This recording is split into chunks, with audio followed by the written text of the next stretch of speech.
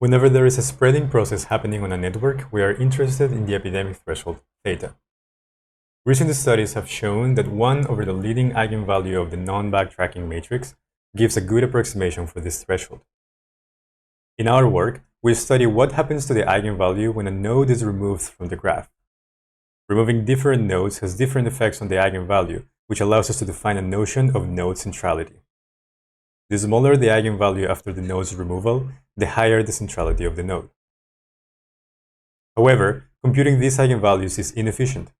We provide 2 different ways of estimating them, the X degree centrality and the X non-backtracking centrality, or X and B for short. These have X in the name because they are derived from a new matrix X, which is defined as follows. First, the non-backtracking matrix of a graph is a transition matrix of a random walker that does not trace backtracks. That is, it never traverses the same edge twice in succession.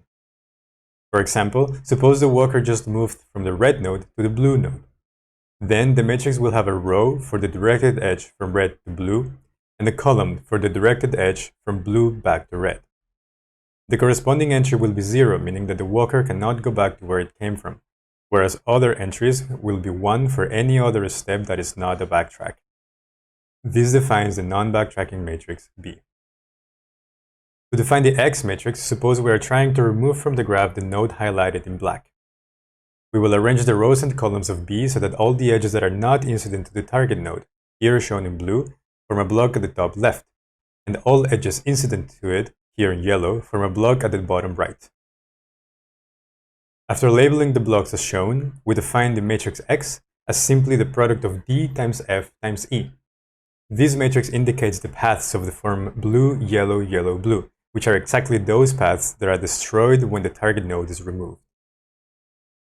With this, the X degree of the target node equals this expression where we are using the vector of all ones, and similarly, the X and B is defined like this, where V is the vector of standard non-backtracking centralities of all nodes. We go on to show that these centralities are excellent predictors of a node's removal effect on the eigenvalue in different kinds of networks, and that they outperform other baselines in a task of node immunization. For more about this work, please see the links in the description. Finally, I am currently on the market looking for a position as postdoc or assistant professor. If you know of any such opportunities, please get in touch. Thanks.